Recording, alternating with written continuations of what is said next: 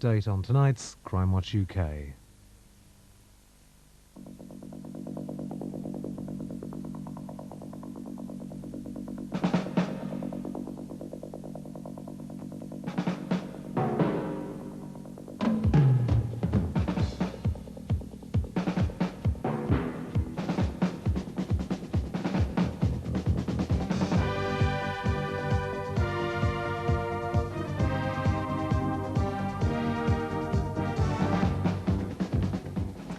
Hello, welcome back. It's been a steady flow of calls here tonight rather than a flood, but some good solid information coming in. We've had new leads on two of our reconstructions, on the murder of John Shippey and on the shooting outside the Travellers' Rest pub in Leeds.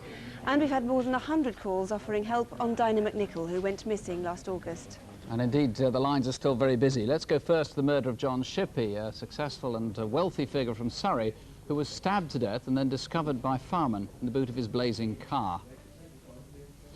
After Mr. Shippey's death, it emerged that much of his wealth had come from swindling his employers.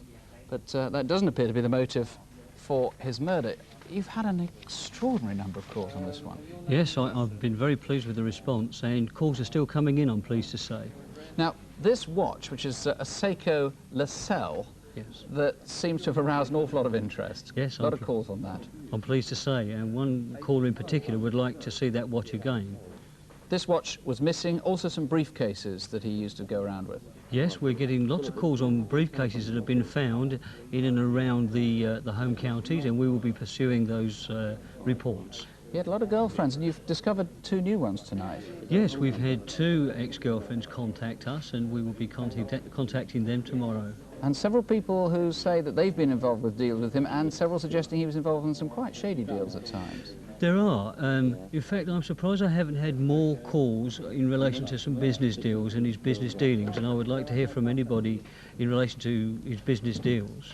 His vehicle, a blue Ford Sierra Sapphire, you were very, very anxious to place between the 13th of December, which is when he disappeared, and the 18th of December, which is when he was found. There's his registration number. What have you heard from that? Yes, unfortunately the response to that appeal has been not quite so good. However, we do have one reported sighting in the Thornton Heath area about the relevant time, and we will be pursuing that. OK, Mr. Beavis, let's hope some more comes in with these calls. Thank you. Sue. Well, Jackie Hames has been monitoring calls on our first file of photo call cases. First of all, there was the couple that Thames Valley Police want to talk to in connection with a series of chequebook frauds. This happened around the Oxfordshire, North London area. We've had lots of sightings in Essex, which is where we were hoping for. One call fits in with information already known to police, so that's going to be followed up now, so fingers crossed. Anybody recognise that armed building society robber near Leeds? We've had lots of names suggested, but none of them the same. We do need to know who he is and where he is now, so if he rings a bell to you, give us a call. Any calls on Edward Cruikshank? Lots of sightings in pubs, as probably we expected, but if you know where he is, please give us a call. We do need to speak to him quite urgently. And finally, the man with true love tattooed on his knuckles, Edwin Willis, wanted by Wiltshire Police. They'd like to speak to him about a series of deceptions. Over 20 calls giving sightings in Wiltshire, and some from victims of similar crimes, so maybe that will help investigating this incident. So far so good, Jackie, thanks. We're still taking calls on our next case, the search for a teenager who's been missing since last August. Frankly, it's now feared she was abducted and may be dead. Dinah had been to a rock festival and said she was heading off with a man she'd met that day. I'm going to hang around here as long as possible, and then I'm going to hitch down to Portsmouth. So I'll see you in a couple of weeks or so. This looked like a very, very difficult case to follow up, but you've had a remarkable number of calls again. We've had a tremendous response from the public. There's been over 100 calls here, I would think, by now, and an equal number at the incident office at Chelmsford. Now, frankly, it's very hard to know if any of them are going to lead anywhere from those I've seen. People who thought they saw Dinah, but it's very difficult to know if it was her. It is very difficult. All of those that we can will be followed up, obviously. Some, obviously, there have been very little we can do to follow them up. She is, or was, perhaps we should say, very distinctive, and she's only 4'10". She is indeed, yes. But you still are not convinced that anybody has seen her after she was placed at the rock festival in early August? I am not convinced. Obviously, I would very much like to have a positive sighting of her, but at this stage we haven't got a positive sighting. Derek, I did see that you've made contact with some more of her friends and acquaintances then. We have indeed. Two of her friends have in fact contacted us in confidence. Obviously, I'm not prepared at this stage to discuss what they've disclosed to us, but they are avenues at which we will follow up. I can see over my shoulder another one's just come in on this, which no doubt you'll catch up with in just a moment. Thanks very much. Thank you. Well, meanwhile, David, what has been coming in on incident desk? First of all, the murder of Barry Bradley in Hounslow after he shouted at a motorist. Yes, absolutely tragic killing. We've had 15 calls offering names for that artist's impression that we showed of the driver of the murder vehicle. And we'd still like to hear from anybody who can give us names for that artist's impression that we showed. None of those names that we've got so far duplicate, so it could be any one of them or none of them. If you think you know who he is, please still call us. Then there was the man with the boot polish on his face who robbed a jewellery shop in Crawley in Surrey. Yes, we've had 5 names for that artist's impression. In fact, one of the officers who called us thinks he knows who the offender is and is fairly optimistic on that one. We haven't had much help, though, on this bag that was left by one of the robbers. Particularly distinctive, look, because it's got these reflectors on the catches, on the lid there. Could be a bag that youngsters wear on bicycles and so on. If you know where that bag came from, or anybody who had one like it, please still call us.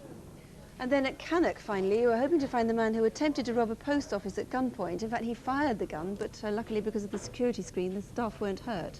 Yes, that's right. We've got 3 names suggested who he might be. But again, if you think you know who he is, call us. We're keeping our minds open, but hopefully somebody's already given us the right answer. Let's hope so. David, thank you. We had 2 files of photo call cases this month. I have to say this time last month the police were already on their way out to try and arrest somebody, but actually not a very high volume of calls, curiously enough, on this second batch. No, we're so used to getting such a good response on photo call, but perhaps there's something in here. What about the first one, James Henry Warner, who was wanted in connection with an insurance fraud? He used to go under several different names, I think Mara and Kitts among them.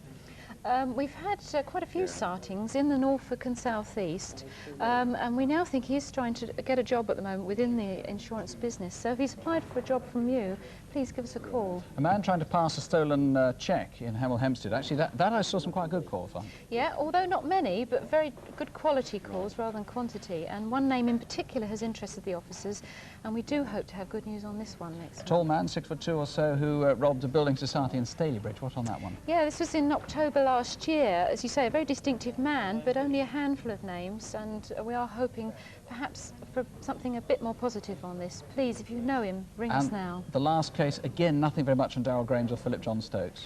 No, we would like to speak to them, and they may be able to help us with a £500,000 fraud, and only a couple of sightings. Please, good photographs. Give us a ring if you know where they are. Jackie, thank you. Well, now to that shooting in Leeds, which could well have been a murder. 2 men were seen around the Crossgates area earlier that day, and minutes before the shooting, they were spotted getting into and driving away a stolen Cavalier. And John Chambers, you've had a lot of calls, and one particularly important one on that Cavalier. Yes, we've had one very interesting one from a witness who saw the Cavalier parked in a street called Old Farm Walk, West Park, Leeds 16.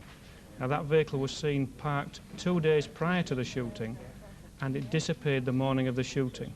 Now, if this witness saw the vehicle, there's a very good chance that other witnesses did too, and I'd like them to contact us immediately. So that's an important new area for you to focus on now. Definitely, yes. The other distinctive thing about this case was the very unusual gun and ammunition that was used. Yes, well, one thing we know for sure is that the pistol used was a .38 caliber semi-automatic. Now, we found a spent cartridge at the scene which had been ejected from the gun. It's a very unusual cartridge. It's manufactured between 1930 and 1967, and it's specifically designed for a .38 Super semi-automatic, and that's a very unusual gun indeed. So somebody might well recognise that. Definitely, yes. That could be a real key. John Chambers, good luck with the rest of your calls. Thank you very much. Thank you.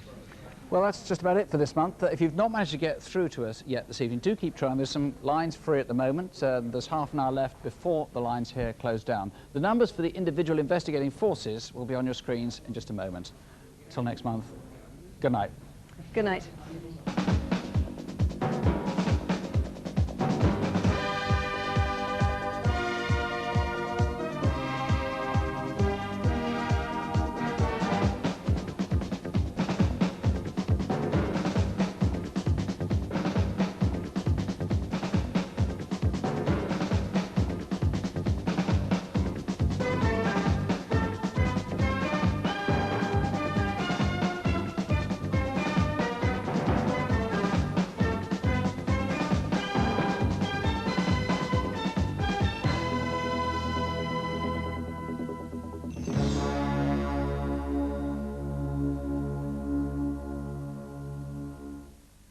If you care what you watch and what you read, get the Radio Times.